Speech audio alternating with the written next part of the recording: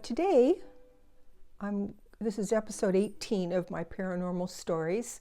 I have a couple more to tell. My husband, who this story is largely about, as he was growing up, his name was not this. This is his nickname, but his family started calling him, or it's actually his grandma started calling him Rusty when he was a little boy, because he had the same name as his dad, and so that was one way of distinguishing them between them. And also, he apparently had red in his hair when he was a little boy, probably more like red highlights, because you'll see, I'll show you a picture of him, and his hair was actually quite dark brown now, but of course, when I was little, I had blonde hair too. So his family called him Rusty, and he introduced himself as Rusty. And in his music career, he was Rusty. And so I ended up calling him Russ. And his family called him that too a lot of the time. It wasn't always Rusty, it was usually, hey, Russ. This story I'm going to tell you, I have photographic evidence, and then the next video is going to be evidence on my Ring camera. So it's kind of cool that these Ring cameras are catching things that we wouldn't maybe see with our eyes, or maybe we would, but they're there. And so that's a really neat thing. And my next episode 19 is going to be maybe all of the photographic evidence of several different things that have happened. I'm not sure yet, but there's some neat things. So today I'm going to tell you the story of an incident, a thing that happened in, I think, 2018. My daughter and grandson and I had just gotten back not too many months before or maybe just pretty much soon after we got back. We decided to go to our favorite Japanese restaurant called Kyoto. And I think that there's probably a Kyoto in probably just about every state, because it's a very popular name for Japanese restaurants. But at any rate, this was our family restaurant. When we moved to Ohio in 2006, we found this little restaurant, and we were thrilled because it reminded us very much of our favorite restaurant in California, which was called Katsu. And so we were delighted to have found a lovely little Japanese restaurant that had really good food in Ohio. And actually, there are a lot of restaurants that have really good food in Ohio, but nonetheless, we were happy that we found this little restaurant. So my daughter and grandson and I decided to go to lunch this day, for a late lunch, to our favorite little restaurant.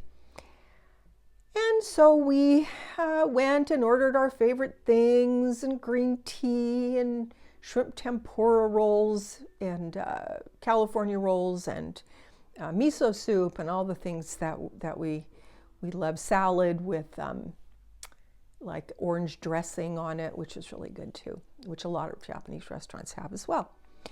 So we were, this is a restaurant that when my husband was alive, he died in 2010, and we would go to this restaurant a lot, take the family when the kids were younger. And gosh, even that long ago, which really wasn't that, I mean, it's maybe, 15, 20 years ago, we could feed the whole family in that restaurant for less than $25.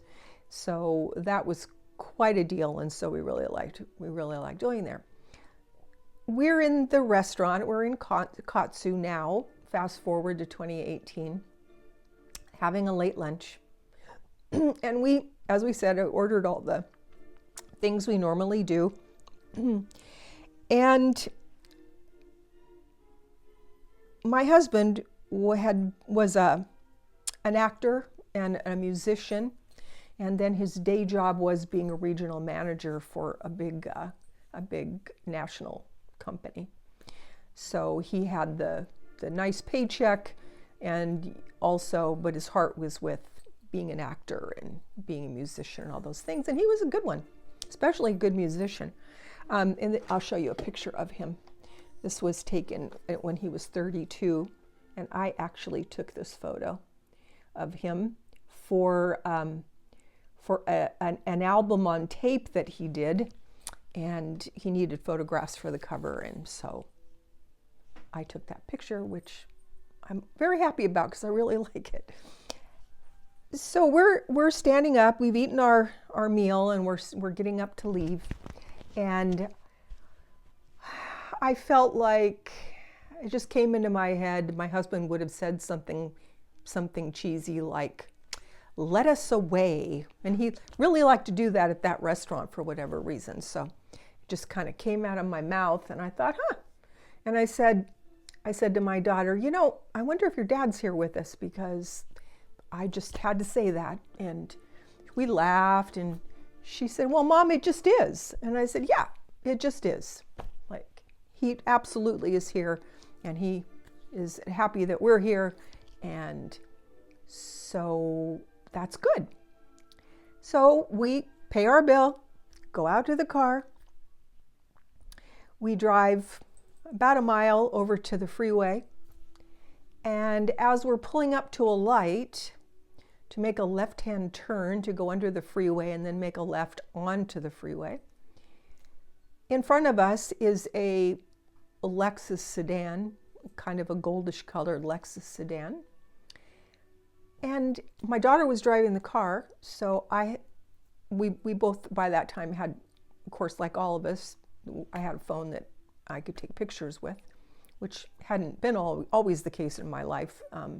And when we were in Ecuador, I didn't have as good a camera on my phone as I did then, and I better now.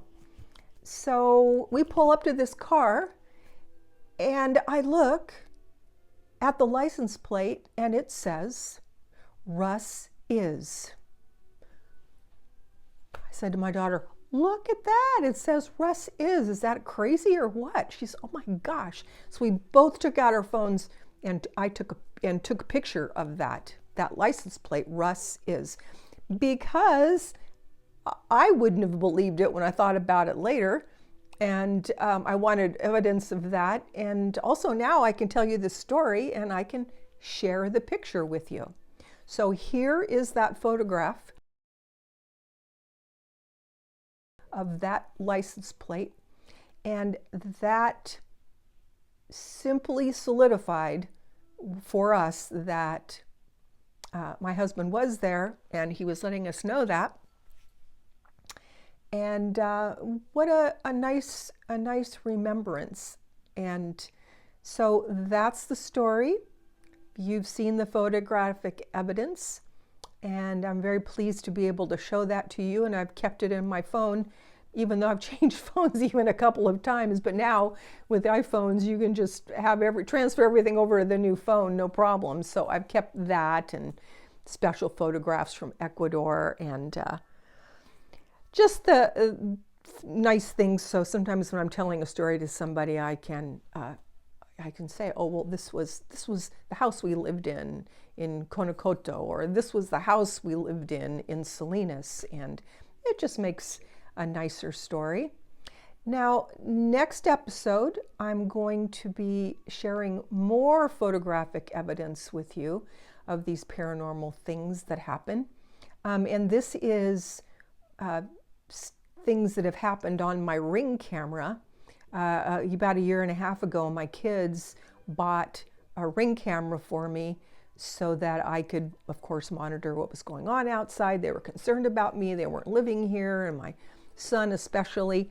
And so they all chipped in, and they bought me this Ring camera. And my son came the next day and installed it. So now, when strange things happen, and they do, and I'm going to show you those things in my next episode. So please like and share if you can my page. It will help. And have a good evening, and God bless.